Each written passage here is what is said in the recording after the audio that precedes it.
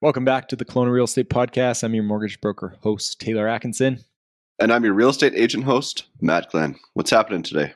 Hey, big news. Bank of Canada, 50 basis point cut, 0.5% off on variable adjustable rate mortgages. Doesn't do anything to your fixed rate right now.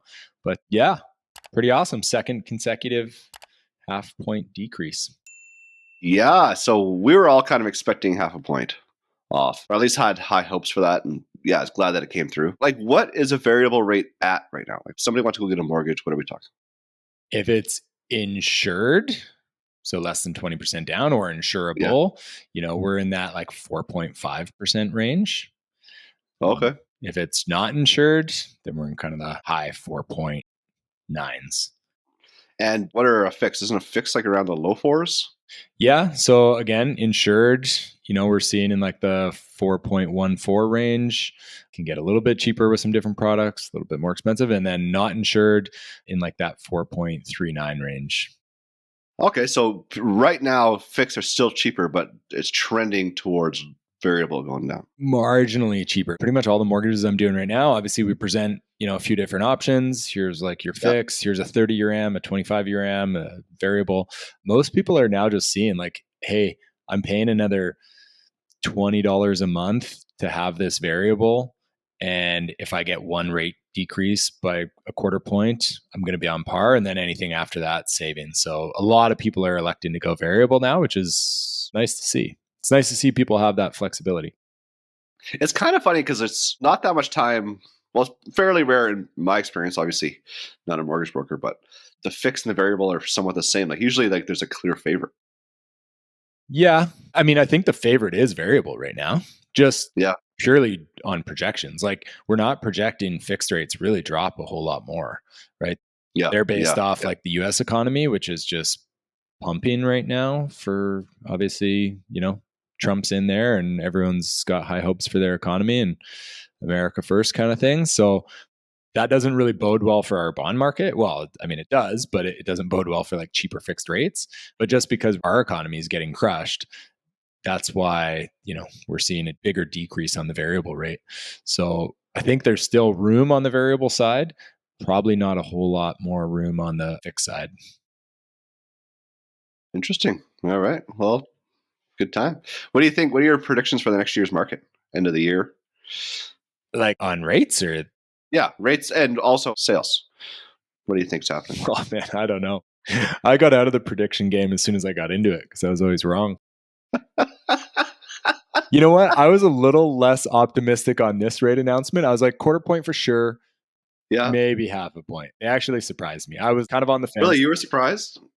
Honestly, I was. Like a month ago, I was like, okay, 2.5 point cuts consecutively for sure. And it kind of wobbled a little bit. And then some job numbers came out recently and it kind of pushed the other way. Like it just seems so volatile still. Yeah. So I don't really want to make a lot of predictions. I did notice that the narrative had changed. It was like quarter point, 0.5 point, quarter point. And then I thought the consensus was pretty much a 0.5 point a couple of days ago. Interesting what happens on January 29th now, because that's the next cut, right? Yeah, I think we'll see a couple more cuts, whether that's a quarter point or 0.5 point, whatever it's going to be. Yeah. Into the spring.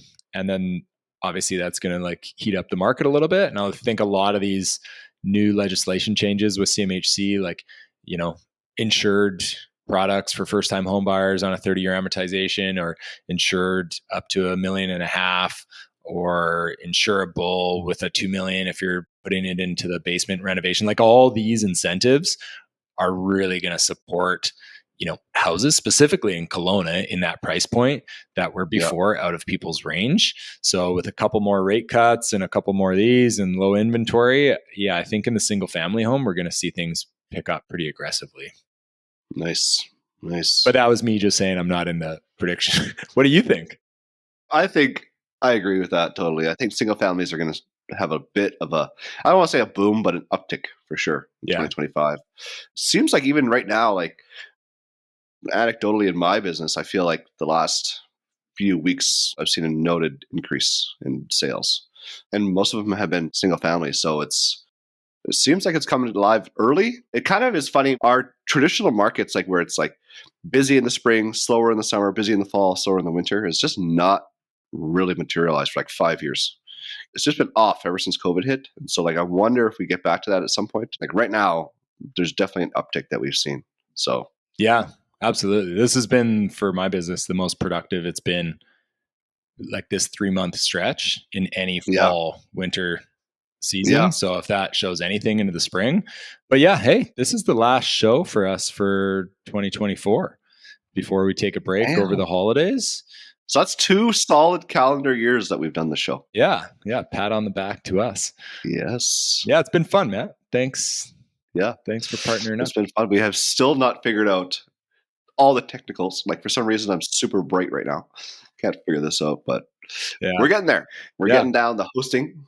We're getting down the having guests on. It's been a ton of fun. So yeah. And yeah, thanks for the listeners to support, and hope everyone has a safe and happy holiday. Today's guest, we brought on Curtis Mitchell. He's local in Kelowna right now. He's the principal at CM Designs Ltd. So I met him through doing some renovation projects. I walked through one of his spec homes that he's GC'd himself. So he's a licensed home builder as well.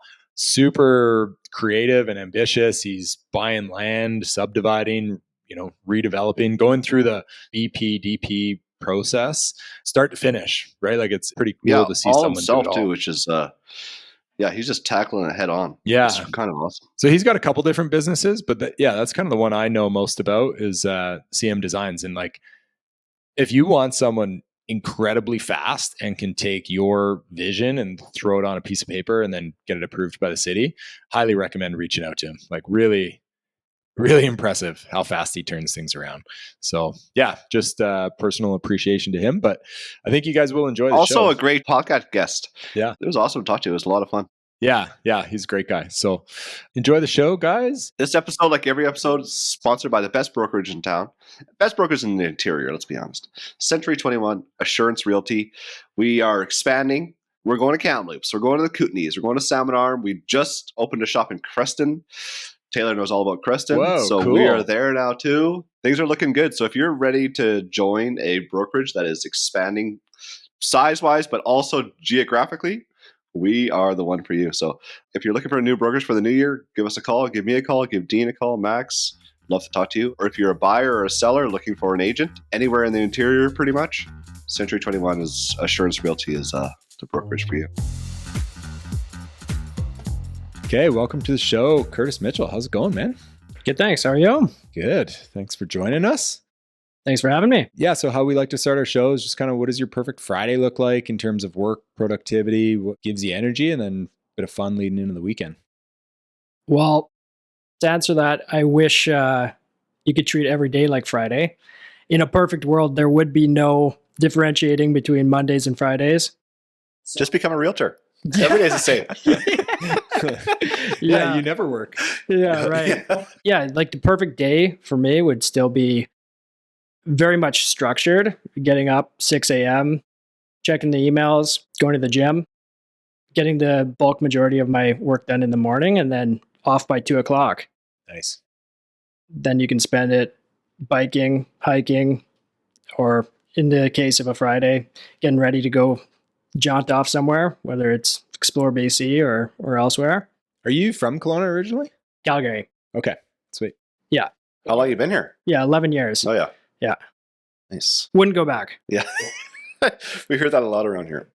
Yeah. Yeah, I've had friends move to Calgary and they're still there. And yeah, Calgary people come here, but yeah, it's a pretty good spot. Yeah. Okay, well, tell us about your business and what you do. I mean, you have 2 businesses, so we'll kind of break this down into 2 parts of the show. Yeah, sure. Yeah, if you want to kind of start on the architect background, like design and everything like that, what you do, that'd be great. Yeah, so I'll go back to my background. I'm an architectural technologist, and I worked for an architect in town, Meiklejohn Architects, for 5 years, and then started my own company, CM Designs. So I specialize in subdivisions, rezonings, blueprints, anywhere from renovations, single-family homes, duplexes, fourplexes, that kind of thing, and helping clients anywhere in between all of those phases. Yeah, it's got to be a tough job. Like for me, I just wouldn't be able to see the vision. Like you have to translate what somebody communicates you over email or a 10-minute conversation into like what they're envisioning. And I just could not do that. But you seem to just thrive in it. What kind of sets you apart? Like, what do you love about it so much? It's not just me. Like, I use a pretty powerful software that helps me visualize things as well. But going back to my childhood, I used to draft plans with crayons, like literally at 4 years old. So I feel like I found my passion, my path. I've always had a passion for design. So, and what sets me apart, I think just listening, number one, listen to concerns, maybe not related to the buildings so much, but you want to understand, how do the clients live?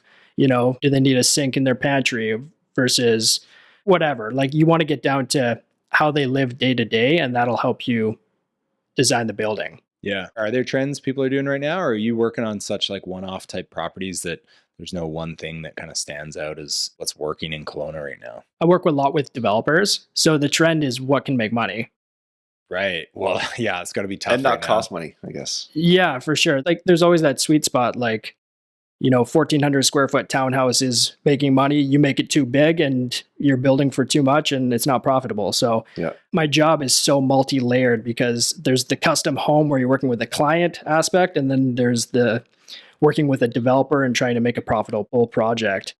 So are you doing a lot of the infill work? Are you working a lot on that? Totally. Yeah. The BC government changed the zoning in February of 2024. Yeah. And then trickled down, Kelowna changed their zoning. So infill lots in Kelowna can now support 6 units, whereas previously they would only be able to support a single family house with secondary suite. So have there been a lot of sixplexes being built? Not yet. Because I know that changed it, but I haven't seen, I don't think any, or very few that have come on that are actually 6s. They're all still doing the 4. For sure. Yeah. It all comes down to parking. Yes. You always have to provide 1 parking stall per unit.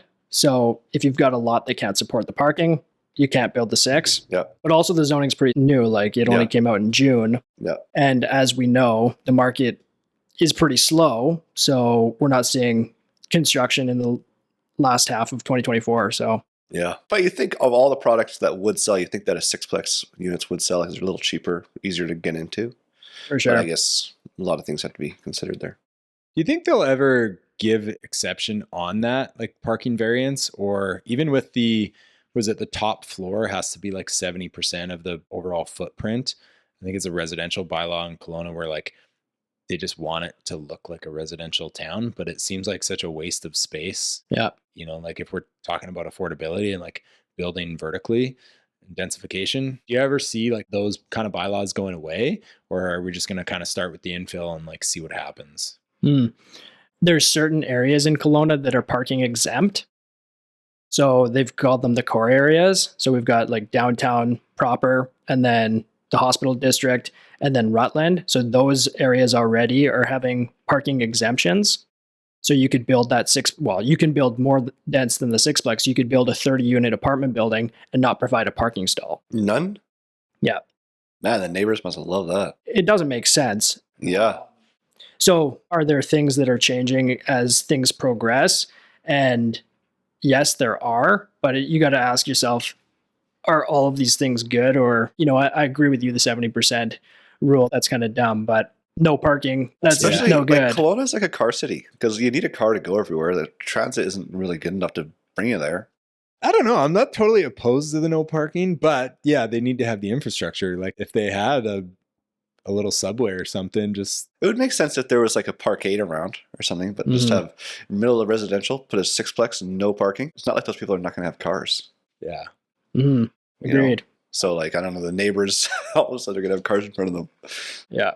Yeah. So to kind of go back to, I guess, the developers making money, hard thing to do right now.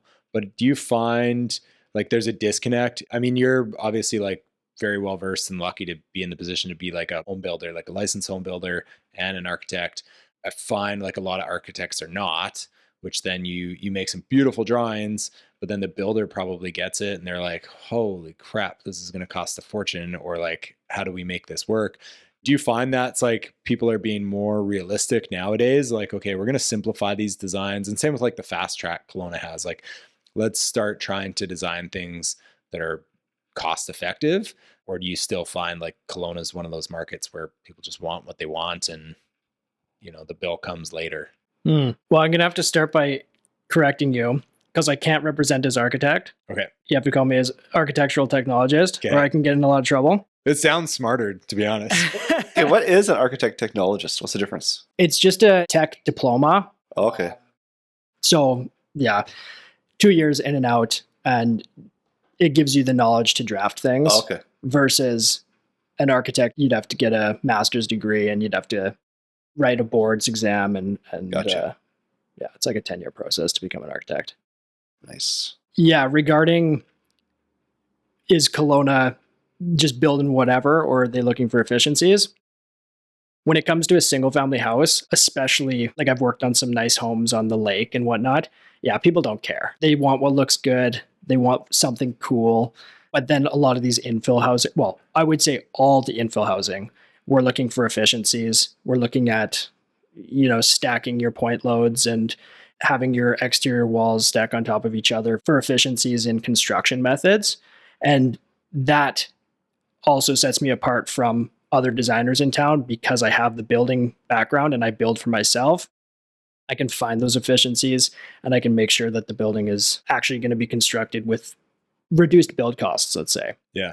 You have no one to blame then. Hey, you can't go back to the architect technologist and be like, oh, they screwed this drawing up. I'm the builder. I'm so angry at them. You're just mad at yourself. Yeah. Yeah, for sure. Pivoting a little bit. So what's your second company that you've started where basically, you're building spec homes, infill? Let's talk a little bit about that. Sure. Yeah. So started another company in 2022, fairly recent. Got my general contractor's license and started a company called NobleTerra Developments. I've done 2 projects, or they're currently ongoing right now. Lucky enough, actually, I got to do my first project on my parents' property. So they've got a 1-acre parcel in Lower Mission. I rezoned it to a smaller lot zoning and then subdivided it into 4 lots. And then I've just finished my first single family development on the 1 lot. So that's kind of where I'm standing currently. But I went from rezoning, subdivision, building permit, the whole works, and then built out the project. I understand the process very well. And then I'm doing the same project in a site in Clifton, up Clifton Road, very similar rezoning, subdivision. How long does the rezoning subdivision take? Is it a reasonable process, or any efficiencies you can see? Rezoning takes anywhere from minimum 6 months up to a year or even 18 months. The process is pretty straightforward once you understand it, but you have to rely a lot on consultants. And that's the biggest time factor. So you have to get civil engineers involved, environmental engineers. This site I have in Clifton, it's heavily forested. I had to get a wildfire environmental consultant involved. So that's what makes the rezoning process take so long or become so complicated, because depending on the area and the lay of the lands, you're going to have all these different consultants that need to plug in. Yeah. So with the wildfire, just curious, so they write a report being like, hey, if there were to be a wildfire, there's these point of exits, or there has to be sprinklers installed. And you must have been doing this during the fire. Mm-hmm. It was right after the fire. Yeah. No, you should be good for another 20 years, sir. Yeah, they basically just say trim trees that are 4 inches in diameter or smaller. And then that's the mitigation portion. So I don't know. I guess it's scientific that fire doesn't spread through a thicker 5-inch tree. Yeah, I don't know. Yeah. I think ponderosa pines and their bark a little bit fire resistant. Maybe that's what it comes down to. Yeah. This is imposed by the city, obviously, to be like, okay, if you're going to subdivide in these areas, these are the steps you need to take. And then it's on you to basically reach out to these experts. Yeah. So that's the rezoning portion, which has all these different consultants. The civil engineer is the most important, always involved every single rezoning or subdivision, because the civil engineer is going to tell you how many sanitary, how many water lines, electric, communications for each lot, right? And then not only are they responsible for designing that portion, But when you actually hire a contractor to install it, they are responsible for inspecting the install, signing off, and then the project signed off. Now your lots are available to build. Yeah. It's a lot of onus on them. Do you feel we just don't have enough civil engineers in Kelowna? Totally. Yeah, like it seems like a very slow process to work with them. I totally agree. Yeah, I think that's a small niche that somebody could fill. Yeah. More engineers. You almost think it should be something like more promoted. Like if that's the bottleneck in building more homes, right? Like if that process, I know they have done the fast track system where basically, yeah, you can get like a BPDP within like 10 days. But, you know, that's on like very specific lots. So I guess it's going in that direction. But yeah, if they had like civil engineers on payroll that could kind of work a little bit faster, it might help. I totally agree. Like everybody talks about we're in a housing crisis, and they really have done a good thing by speeding up the process of getting permits out the door. That's building permits. Nobody really talks about the whole subdividing or rezoning portion and the civil engineering side of things, which eats up a lot of time for a developer. Yeah. How are you finding deals? I remember we spoke a little while ago and you were like heading off to go do some door knocking. Tell us a bit about that. I'm not opposed to getting my boots in the ground and knocking on doors for sure to find some deals. I found that didn't work great in Kelowna. There's a lot of educated people in Kelowna. They know what their properties are valued at. So if you're trying to get a deal, yes, you can find it door knocking, but you're going to have to be pretty persistent. Got to hit a lot of doors before you find a deal. I still find looking on for sale by owner or Facebook, Kijiji, like finding an owner deal, that's going to be one of the best places to find a deal. And I still think there's good opportunities on MLS as well. I'm assuming you're researching like specific areas that are permitted more for densification. What are you looking for exactly? For my own projects? Yeah. I don't have a specific area that I would target. If the numbers work, the numbers work. I want to make sure that there's good appreciation in the area if I'm going to buy a project or buy a property in that specific area. But yeah, you just got to crunch the numbers and make sure it works. And you shouldn't be so focused on the part of town that it's in. Yeah. I think Kelowna is pretty safe too. I think all the areas are bound to appreciate.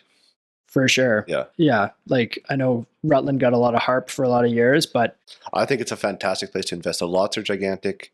The city's favorable to rezoning and development. I think it's a fantastic place to invest. Totally. Yeah. You're closer to Big White. You're closer to the airport. Yeah. It really is on the up too. I totally agree with that. Yeah. Like room for growth and appreciation. Absolutely. Yeah. Yeah. What do you like more, designing or building? I love design. Yeah. Always have. Yeah, that's definitely my passion. Construction is challenging. There's a lot of intricacies that I never thought you'd have to deal with. You know, being a contractor is like being a babysitter for adults. Yeah. There's just so many personalities that don't get along. You know, the tile setter hates the carpenter and so on and so forth. It's just a trickle down effect of making my life hard. What made you want to get your building license then? I have a control issue. That's what it comes down to. I don't want to hire somebody else to build my projects. Yeah. So that's fair. I mean, I always been hands-on, you know, similar to you, like renovating my own bathrooms and various other projects I've taken on my own homes. So I already had a good understanding of the construction process and figured I'd just do it myself. I should set you up to interview my babysitter because she is incredible. Shout out to Josie, but she could probably manage trades no problem, man. Yeah. Babysitter gone, general Just a well-timed snack here and there, and you're good to go. Seriously. But you're right, man. Like, yeah, even like GCing your own little home projects and stuff.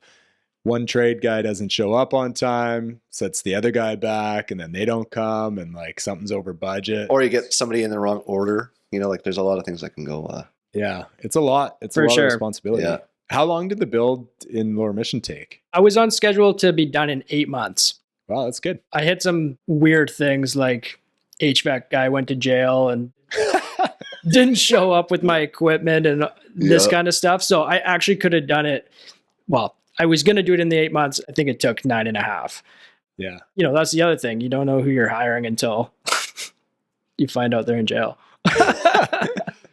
That's funny. I guess what was like the biggest opportunity or biggest thing that you loved about that build, and kind of the worst thing, like what catastrophically went wrong and you would have changed it on the next one?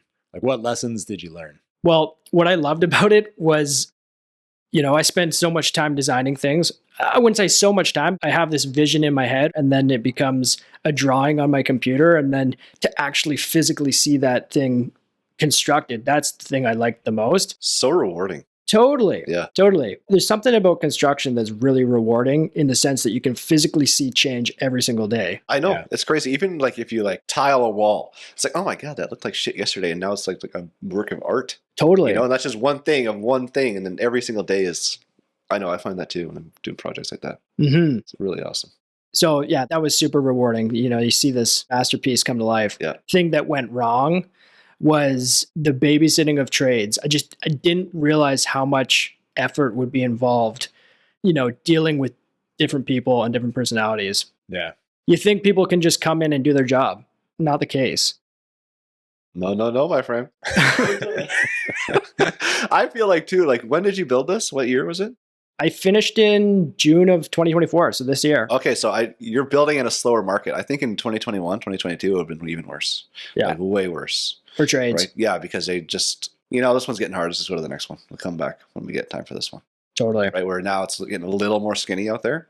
So I think it's more of an incentive to do it. Mm-hmm. So you probably got the best part of that. Yeah. From a build perspective, maybe. Yeah. From a resale perspective, not so much. Pros and cons of everything. Yeah. Yeah. Actually, going back to what I learned, the biggest thing I overlooked is that you're so stuck in the day-to-day. Okay, we're getting the tile in, we're getting the flooring in, this and that. You overlook the fact that you got to sell this product at the end of the day. And if I was to do it over, I'd spend money on advertising the product while you're constructing it. It's pretty well sold by the time it's done. Yeah. That's an important thing from a developer perspective that I think gets overlooked as well. Yeah. I guess the only downside to that is if you like sell it 3 months previous, then you have like another cook in the kitchen saying like, oh, you know what, I actually want this tile or something, but that's all in the contract. Like if it's drafted out properly, then it doesn't really matter. If it's sold, you're happy. And I think it still matters. I think even if it was in the contract, if somebody's got a bee in their bonnet, you're going to hear about it, right? So I think you're going to have that issue. Yeah. Yeah. Pros and cons to everything, but I feel like I'd rather the bee in the bonnet than a product sitting on the market for months, because I fund these projects with private equity, and you've got a $20,000 a month mortgage, and you can eat up your profit pretty quick with that. Yeah. I think that's a good way to do it, for sure. Do you prefer renovations or new builds? Oh, new builds all day. Yeah. Oh, sorry. Yeah, that's fair. Yeah. Is it just purely because like you get a clean slate and like it's your kind of vision going into it? For sure. There's that too, clean slate, and you just get to start from scratch. But from a design perspective, people think, oh, I'm just doing a little addition here, adding a secondary suite, and they think that it should be of lesser value. But it's more work from a drafting perspective because you have to redraft the building and you have to work with the existing structure, going behind the scenes of what you don't see, like the foundations, can they support this additional level? Or, things that were built in the 70s just aren't up to today's standards. So like, where do you find that information? You find the city files originally, or do you kind of like do a site visit and you do that inspection?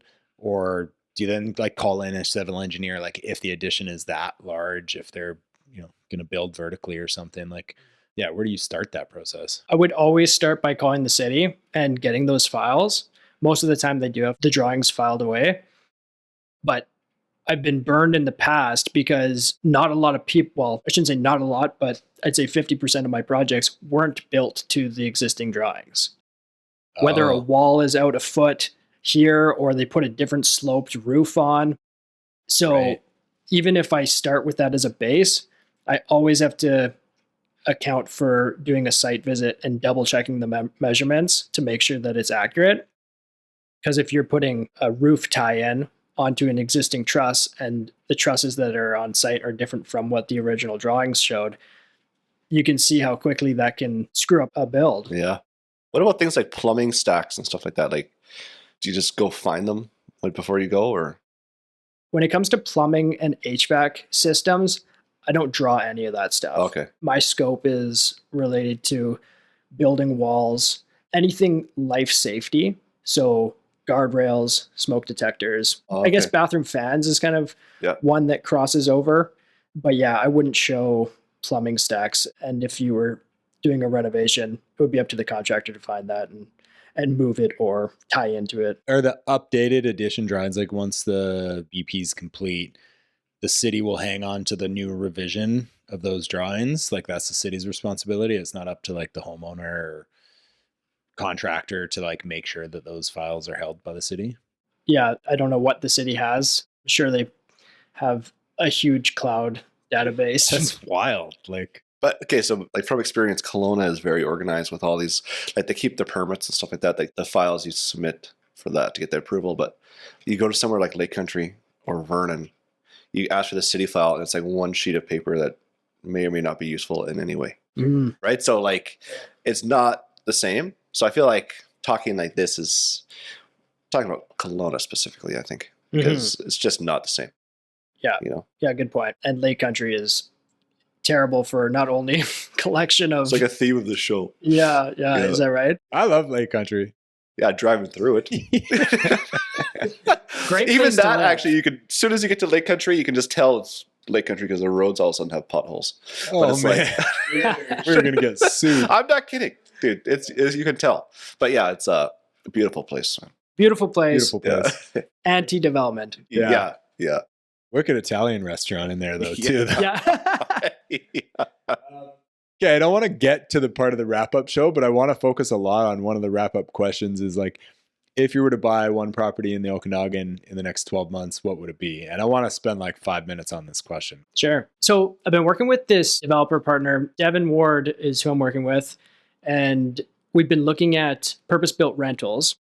So picking up one of those sixplex lots. How come? Why? Why purpose-built rental? Yes. Some people might say that it's saturated. Like there's a lot of big players in town doing purpose-built rental. Let me just mention this. There's developer incentives for rentals right now. So this is where my question is leading. Because of the favorable financing, because of the developer incentives, like there is a lot of people doing purpose-built rentals and just waived like, property taxes. Is it because the government is basically telling people to go do the purpose-built rentals? Yeah, I mean, that is a factor for sure. They're waiving property taxes for 10 years if you specifically build to purpose-built rental. So that's a huge factor. And then if you use CMHC financing and secure a 50-year AM loan, it outperforms a build to sell model. You're holding on to it and watching this product appreciate over 10 years, and then you sell that asset to a REIT or real estate investment group. So that would be the first product I would look at buying is these sixplex lots. No. A lot easier than building a multi-unit, like an apartment building or multi-phased townhouses, because these lots are ready to go. You can knock down a single family house and get started tomorrow. Do you have like a minimum size requirement for that? 23 meters wide is the minimum to ensure that you have enough parking. Like off the top of my head, like those lots are pretty much in Rutland. Rutland, there's a couple in the hospital area. Okay. We got a whole spreadsheet of all the lots that work in Kelowna. Did you guys just go on like the GIS mapping system and basically, Yeah. There should be like AI that would just pick those out, no? That would be pretty sweet. Yeah. It would for sure help. I've done this too. Because before, when the RU7s came out, it had to be 15.24 meters wide. Yeah. Right? So I had a list of every RU7 lot in Kelowna that was 15.24. And then I went and knocked on all the doors. Right? So you can, it's the same thing as he's doing right now for that. Yeah. So, but yeah, an AI, if I knew how to even do basic shit on my computer, would be perfect for that. That's above me. Yeah. If you could create an AI plugin for City of Kelowna Map Viewer, that'd be pretty cool. I bet you something's in the works. I bet you it's got to be. There's companies that City already of Kelowna probably has the data on it. Those properties that he's talking about are pretty rare, right? There's not 10,000 properties that are 24 meters wide, right? So like you have just only so many. It doesn't take that long to figure it out. Totally. There aren't a lot that can support the sixplex. Yeah. And then like you look at the ones on there, some of them are going to be tear downs, which are perfect for you, but some of them are going to be like fallen houses, which Totally. make no sense to buy, to tear down. So like, it's pretty easy to narrow down the list. Yeah. Right. Yeah. Yeah. Even when we did our list. Yeah. Then you get out, start door knocking, and you realize that it's that baller house, and they're going to want way too much for it. This doesn't make sense. Yeah. Or there's a carriage house already on it, or stuff like that. Or would you start looking at buying 2 side-by-side lots that would equal the same needed distance, and then? Yeah, totally. I also had thought about that. I don't know if you'd be able to make the numbers run well. You'd have to be strategic in the way you develop that. But basically, you're buying 2 lots and you're only putting a 3-plex on each in that scenario. Well, I was thinking you could redevelop and put a 6-plex. Like, yeah, so 3 per lot. So from a realtor perspective, like, you have 2 lots, and then as soon as they know the neighbor wants selling, they're going to want land assembly value. oh man, So like, you drive down Gordon, I feel like every single house is a land assembly. Totally. like from a homeowner perspective, why would you not, when you can sell your house on the market, get 1.1, or you put it in a land assembly, sell with your neighbor and get like 1.6, even if it takes 2 years? Oh, you're telling me I can get 1.6 if I'm For this thing? No. okay, you shouldn't be preaching that though, because everyone's like, yeah, land assembly, I'm going to make Oh, all this land money. assemblies are brutal. They're not selling very well at all right now because of this, because the prices are just through the roof. Yeah. Right. But I guess why would you not list your house if you have 4 neighbors to your left and 4 neighbors Exactly. to your right? And also, you're like, I'm going to be stuck in the middle. you're not in a rush. The house is not for sale. They don't care if they sell or not. Mhm. So you just put it for sale, takes 2 years or a year. They don't care. They were moved anyway. And then when you bring them a check for $500,000 more than they would get on the market, like, why not? This is why there's like a million land assemblies for sale right now in Kelowna, and there's not that many people buying them. Yeah. What's the logic there? Like, they increase the value because you can build something denser. Basically, you just increase the density, right? So like, instead of building a 6-plex, you get 3 together. Now you can build 72 units, right? So like, the cost per square foot, like per unit, it goes way down, right? From your experience, who's buying that stuff? Right Nobody. now, not that many people, but like, it's small-time developers. So I think there was a stat, and I'm going to butcher this a little bit, but it'll be close. Like all of the stats on this show. Yeah. There was like 105 land assemblies listed in 2024, and 5 of them sold. Yeah. Oh yeah. So There's we're so talking many. 5%. If you're listed, you don't have a very good chance. So of that's selling. this year, but in 2021, they would sell immediately for way more money, right? So like, everyone's just hoping that the market turns around and they come out and start buying these things. And then developer incentives saying, build purpose-built rental, like build this 72-unit purpose-built rental with like 40-year amortizations, no property taxes, all the other incentives in the world. The homeowners are like, well, fuck it, I'm going to make this money too. And we've spoken about this. That screams like, okay, we're taking away an asset class that is existing and needed, and we're putting rentals there. We're going to increase our rental population, which is not a bad thing or good thing, but like, it's going to go up by 5 or 10%. Well, we're just taking home ownership away from people. Incentivizing rentals. Yeah. Yeah. Yeah. Should we not be incentivizing home builders, single families? Like, Well, yeah. I'm just telling you I how guess it we is. are with CMHC financing, like up to $1.5 million now insured. Like, Yeah. they are coming, but it's mostly for first-time home buyers. But also, when you have no housing, like Yeah. we're shortage of housing, like you take a lot that has a single family house on it, or 2, that's 2 units. If they have suites, that's 4. You tear it down and build a minimum of 6 per, but if you do a land assembly, way more than that, 10 times that. It makes sense for building more houses. When the incentive is just build more housing regardless of what it is, Yeah. this is the best way to do it, right? I just think that's what's happening right now. It bears in mind, like, what is affordable housing anymore? Like, what does that look like from somebody looking to get into the market and buy something? You know, most people still can't afford a $1.5 million house, which is probably what the average new home is going for right now. On the low end, on the lowest end. Yeah. So you're looking at townhouses now. Yeah. Which is what the incentives are, whether you're rental or not. That's what the city is shooting for. But is a list price of $700,000-800,000, is that still achievable for people? Yeah. Yeah. I don't know. It is. Well, yeah. So maybe a good segue. So first option would be building 6-plex.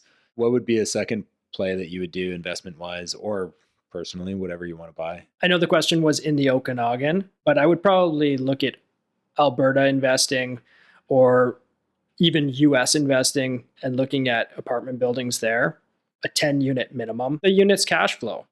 Yeah. If you get something in Alberta or you go down to the States and you buy it, it's really hard to find multifamily projects that are cash flowing in the Okanagan, unless you're doing purpose built, like from the ground up development. Even that though, like, will there be a glut in supply here?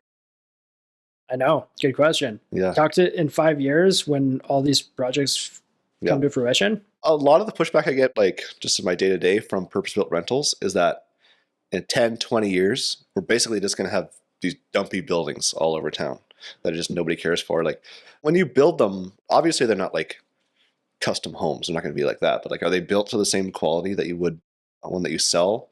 Like, are they going to hold up over time, or is it just a maintenance problem? Like, I feel like a REIT might do a pretty good job of maintaining the property over the years, but I don't know. Maybe I'm wrong. Maybe some of them will and some of them won't. Like, what do you think about that? How are these buildings going to look 10, 20 years from now? Yeah, I can't speak for other developers. Yeah. I can speak like when I think about a sixplex development or any development in that matter. Yeah. I strive for the best product possible. I think about myself living in that unit. You know, I still want the high-end luxury items that people come to expect, like quartz counters and solid wood cabinets and the rest of it. But I think the same thing as you. You know, you see all of these 4 or 5 story wood frame condos going up, and sure, it works for right now, but that's not the best use of space, especially in a region such as Kelowna where we can't spread outwards. Yeah. So I don't know what's going to happen in 10 years when we're looking for more densification and tearing those things down and building towers at that point. Like, Well, that's what we're doing with single family homes right now. Well, so does that mean though a single family home is a good investment right now? I don't know. I think probably. I think so. Yeah, I think so too. And existing, it's hard to make it work on the new builds. Yeah. But Yeah. I think there's going to be a lack of single family homes in the next 10 years. That's for sure. It's so obvious, right? I think so too. I think you got to buy a single family home because we're just like actively tearing them down everywhere you look, right? And we're not putting them back up. So you know what? Probably every growing city reaches this capacity point though, where it's like, hey, we need to go vertical. We need to go densification, and you just get rid of single family homes. Yeah. Like maybe people just get accustomed to living in. like Vancouver does this, right? But then they still have their single family neighborhoods, but they go crazy prices. You get like a dump. It's like $3 million for this thing that doesn't even have front door, right? So like, you know, Man, you're just chewing up this dump and this lake well, country. I just mean, yeah. you know, the proof is in the pudding that the values went up a lot in single family homes there. Yeah. Yeah. The tough thing is too, because the BC government just announced all these new rules about flipping, right? Yeah. So in a previous world, a year ago, you would have been able to buy that dump and fix it up and actually bring this old 70s home back up to nice standards and Improve the neighborhood. totally. Yeah. But now, you know, they're forcing us into a position where, oh, you're going to get hit with all these capital gains implications if you flip that house. So a developer is like, well, I can only make money if I'm redeveloping it and putting that sixplex or that fourplex on that lot. Yeah, good point. All right. Well, yeah, we'll keep moving on here. If you could tell your 20-year-old self one thing, what would it be? Yeah, I definitely tell myself that the real estate game takes longer than you anticipate. I always thought you'd do your first project and it'd go well and you'd roll that into the next one and it would just snowball very quickly, but it's not the case. I never accounted for real estate cost going up so dramatically. I never accounted for inflation. All these factors make it a lot harder to succeed in real estate in a short period of time. So you just got to stay persistent and you got to work at it every day. You got to think 10, 15, 20 years out and plan that accordingly. But it takes time. It's not going to happen in a year. Yeah. So when you're a 20-year-old, you're like, damn, I should have bought a house when I was 2. Totally. Totally. What was I doing wasting all those days? I agree with you totally. Yeah, it does take time, you know? Well, and for any viewers out there who are like chomping to get into the market, but you know, they have paralysis or whatever the situation is, they're waiting for interest rates to come down or whatever. Time in the market is better than timing the market. Way better. I totally agree with that. So just buy. Just get something, right? Yeah. I also feel like leapfrogging up. I don't understand why people don't talk about this more. Like getting in with anything you can, like a condo, even like a 1-bedroom or studio condo. that you can afford, and then living in it for a couple of years, pay down the mortgage, and then either refinance it and buy another one or sell it and buy another one. Like, that's how you increase your real estate holdings, just by leapfrogging up, right? Until you get to a certain point, and then you can kind of, options are open. But Yeah, I agree with you. yeah, just getting in the market, I think, is the most important thing. What is your favorite charity, or how do you give back? For me, giving back is just sharing my knowledge. Nice. On the pod. Yeah, so I went to SAIT for my architectural technologies. I've been back multiple times since, speak to future graduates about what can you do with this career. You know, it's such a broad schooling, architectural technologist. Where can you take that, and what kind of career can you make out of it? And even just going for a coffee with somebody who wants to learn more, that's how I give back. I love it. Nice. Yeah, that's awesome. How can our listener or Matt and I help you? I'm currently raising capital for one of those sixplexes. So if you want to learn more about that project or invest yourself, feel free to reach out. You can find me at Facebook with my CM Designs or NobleTerra Developments, either or. Those are ways you can find me. Yeah, that is such a cool project out there. Like, good location too, I think. It's a wild lot that, like, I did not know existed. So the sixplex infills. Yeah, good for you for finding that. Cool. Well, thanks for having me, guys. Yeah, it's been awesome. Thanks a lot for coming on and sharing your knowledge. Likewise. Yeah. Okay. Have a good one.